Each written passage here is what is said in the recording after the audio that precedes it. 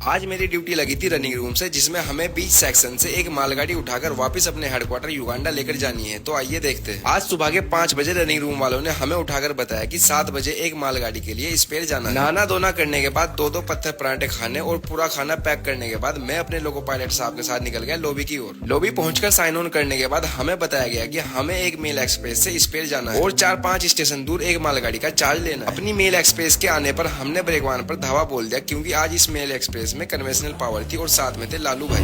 Focus on career, not girls, because GM is temporary, success is permanent. Mail express में पहले ही भीड़ थी और बीचों बीच एक जिंदा लाश पड़ी थी।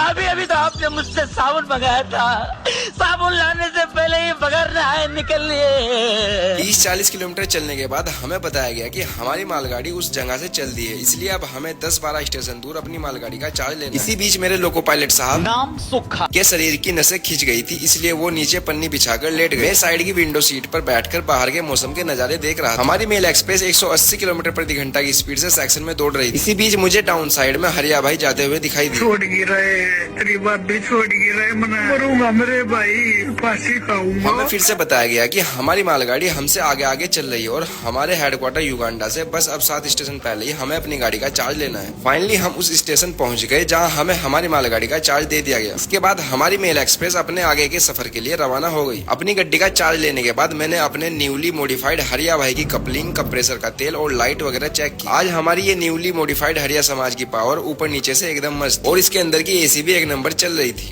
महेंद्र बाबू, वक्त ने अपन के साथ कभी वफा नहीं किया, फिर भी अपन वक्त की बहुत कदर करते हैं। बहुत गहरी चोट खाए लगते हो।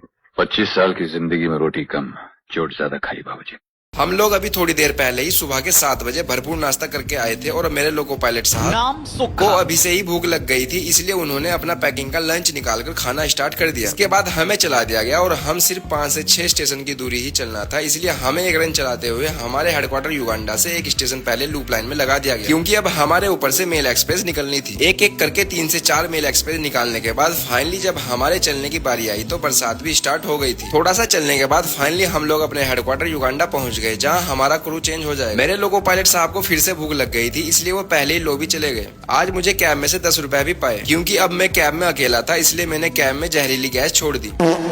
तभी चार्ज लेने के लिए क्रू आ गया, जिस वजह से मुझे दूषित जहरीली गैस को बाहर निकालने का प्रयास करना पड़ा। जैसे ही क्रू ने कैब में एंट्री मारी तो मुझे कोई बताएगा मैं कौन हूँ, मैं कौन हूँ। इसके बाद मैंने अपने न्यूली मॉडिफाइड हरिया भाई को टाटा बाय बाय किया और इस तरह से मेरी एक बेहतरीन ड्यूटी पूरी हो गई।